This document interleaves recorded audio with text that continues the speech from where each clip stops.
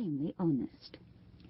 My father, who had received a maim on his limbs that disabled him from following the more laborious branches of country drudgery, got, by making of nets, a scanty subsistence, which was not much enlarged by my mother's keeping little day school for the girls in her neighborhood.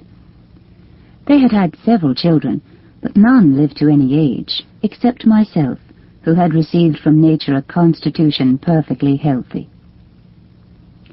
My education till past 14 was no better than very vulgar. Reading, or rather spelling, an illegible scrawl, and a little ordinary plain work composed the whole system of it. And then all my foundation in virtue was no other than a total ignorance of vice, and the shy timidity general to our sex in the tender stage of life when objects alarm or frighten more by their novelty than by anything else. But then, this is a fear too often cured at the expense of innocence, when this, by degrees, begins no longer to look on man as a creature of prey that will eat her. My poor mother had divided her time so entirely between her scholars and her little domestic cares that she had spared very little of it to my instruction, having, from her own innocence from all ill, no hint or thought of guarding me against any. I was now entering on my 15th year, when the worst of ills befell me in the loss of my tender fond parents, who were both carried off by the smallpox within a few days of each other, my father dying first, and thereby hastening the death of my mother, so that I was now left an unhappy, friendless orphan. For my father's coming to settle there was accidental. He had been originally a Kentish man. That cruel distemper which had proved so fatal to them had indeed seized me, but with such mild and favorable symptoms that I was presently out of danger, and what I then did not know the value of was entirely unmarked. I skip over here an account of the natural grief and affliction which I felt on this melancholy occasion. A little time, and the giddiness of that age dissipated too soon my reflections on that irreparable loss. But nothing contributed more to reconcile me to it than the notions that were immediately put into my head of going to London and looking out for a service, in which I was promised all assistance and advice from one Esther Davis, a young woman that had been down to see her friends, and who, after the stay of a few days, was to return to her place. As I had now nobody left alive in the village who had concern enough about what should become of me to start any objections to this scheme,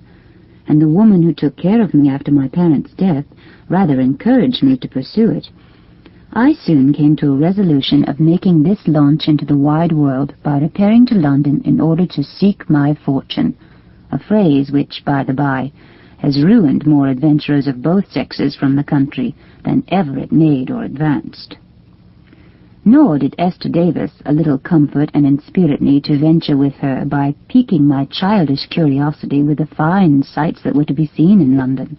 the tombs, the lions, the king, the royal family, the fine plays and operas,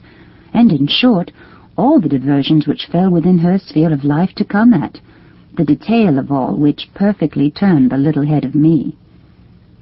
Nor can I remember, without laughing, the innocent admiration, not without a spice of envy, with which we poor girls, whose church-going clothes did not rise above dowless shifts and stuff gowns, beheld Esther's scoured satin gown, caps bordered with an inch of lace, tawdry ribbons, and shoes belaced with silver, all which we imagined grew in London, and entered for a great deal into my determination of trying to come in for my share of them. The idea, however, of having the company of a townswoman with her was the trivial and all the motive that engaged Esther to take charge of me during my journey to town, where she told me, after her manner and style, as how several maids out of the country had made themselves and all their kin forever, that by preserving their virtue some had taken so with their masters that they had married them, and kept them coaches, and lived vastly grand and happy, and some, mayhap, came to be duchesses. Luck was all, and why not I as well as another, with other almanacs to this purpose, which set me a tiptoe to begin this promising journey, and to leave a place which, though my native one, contained no relations that I had any reason to regret, and was grown insupportable to me from the change of the tenderest usage into a cold air of charity, with which I was entertained even at the only friend's house that I had the least expectations of care and protection from. She was, however, so just to me as to manage the turning into money the little matters that remained to me after the debts and burial charges were accounted for, and at my departure put my whole fortune into my hands, which consisted of a very slender wardrobe, packed up in a very portable box, and 8 guineas, with 17 shillings in silver, stowed in a spring pouch, which was a greater treasure than ever I had yet seen together, and which I could not conceive there was a possibility of running out. And indeed I was so entirely taken up with the joy of seeing myself mistress of such an immense sum that I gave very little attention to a world of good advice which was given me with it. Places then being taken for Esther and me in the Chester wagon, I pass over a very immaterial scene of leave-taking, at which I dropped a few tears betwixt grief and joy, and, for the same reasons of insignificance, skip over all that happened to me on the road, such as the wagoners looking liquorish on me, the schemes laid for me by some of the passengers, which were defeated by the vigilance of my guardian Esther, who, to do her justice, took a motherly care of me, at the same time that she taxed me for her protection by making me bear all travelling charges, which I defrayed with the utmost cheerfulness, and thought myself much obliged to her into the bargain. She took indeed great care that we were not overrated or imposed on, as well as of managing as frugally as possible. Expensiveness was not her vice. It was pretty late in a summer evening when we reached the town, in our slow conveyance, though drawn by 6 at length. As we passed through the greatest streets that led to our inn, the noise of the coaches, the hurry, the crowds of foot passengers, in short, the new scenery of the shops and houses at once pleased and amazed me.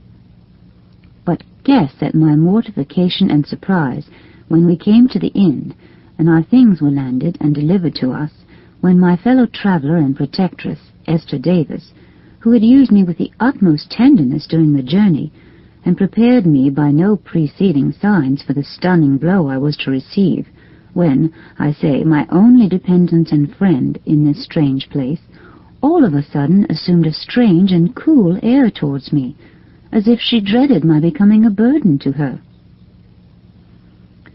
Instead, then, of proffering me the continuance of her assistance and good offices, which I relied upon and never more wanted,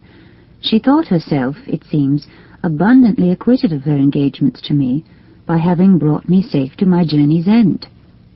and seeing nothing in her procedure towards me but what was natural and in order, began to embrace me by way of taking leave, whilst I was so confounded, so struck, that I had not spirit or sense enough so much as to mention my hopes or expectations from her experience and knowledge of the place she had brought me to. Whilst I stood thus stupid and mute, which she doubtless attributed to nothing more than a concern at parting, this idea procured me perhaps a slight alleviation of it in the following harangue, that now we were got safe to London, and that she was obliged to go to her place. She advised me by all means to get into one as soon as possible, that I need not fear of getting one. There were more places than parish churches. That she advised me to go to an intelligence office, that if she heard of anything stirring, she would find me out and let me know, and that in the meantime I should take a private lodging and acquaint her where to send to me, that she wished me good luck, and hoped I should always have the grace to keep myself honest, and not bring a disgrace on my parentage.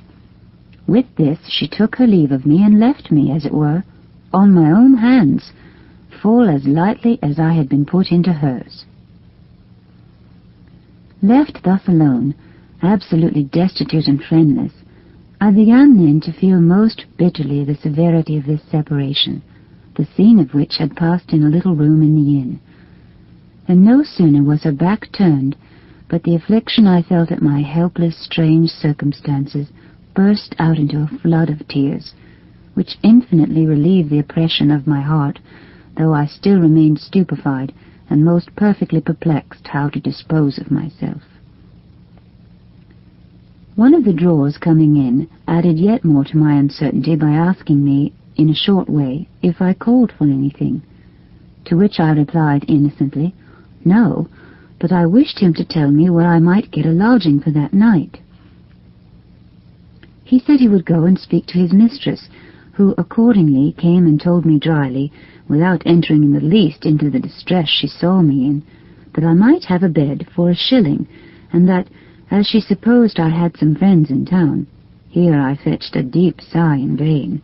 I might provide for myself in the morning. It is incredible what trifling consolations the human mind will seize in its greatest afflictions. The assurance of nothing more than a bed to lie on that night calmed my agonies, and being ashamed to acquaint the mistress of the inn that I had no friends to apply to in town, I proposed to myself to proceed the very next morning to an intelligence office,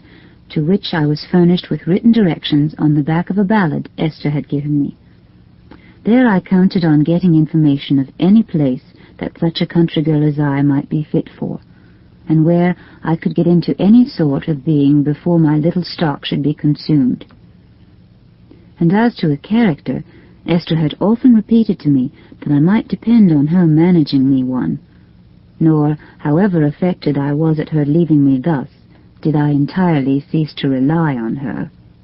as I began to think good-naturedly that her procedure was all in course, and that it was only my ignorance of life that had made me take it in the light I at first did.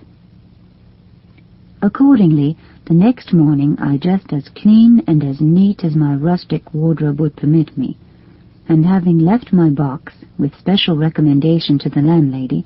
I ventured out by myself, and without any more difficulty than may be supposed of a young country girl, barely 15, and to whom every sign or shop was a gazing trap, I got to the wished-for intelligence office.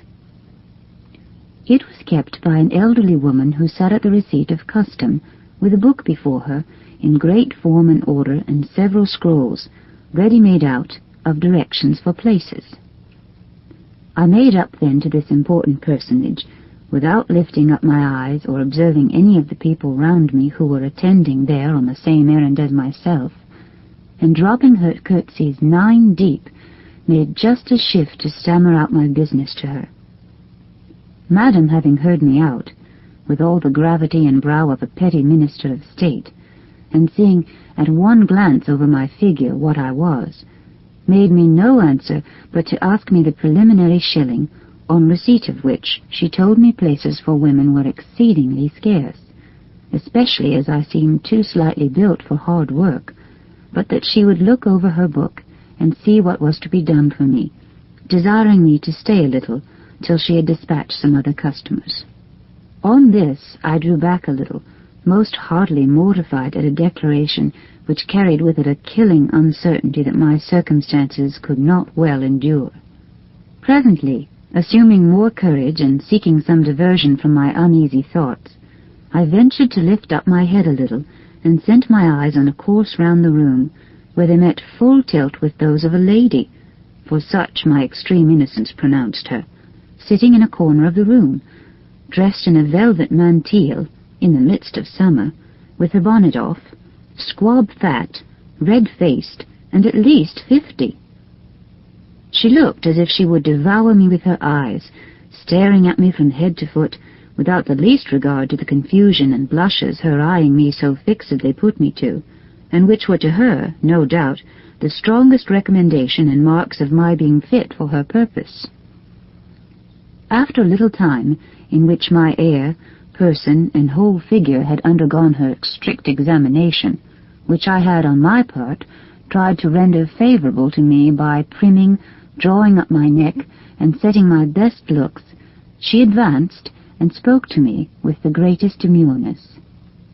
"Sweetheart, do you want a place?" "Yes, and please you," with a curtsy down to the ground. Upon this she acquainted me that she was actually come to the office herself to look out for a servant, that she believed I might do, with a little of her instructions, that she could take my very looks for a sufficient character, that London was a very wicked, vile place, that she hoped I would be tractable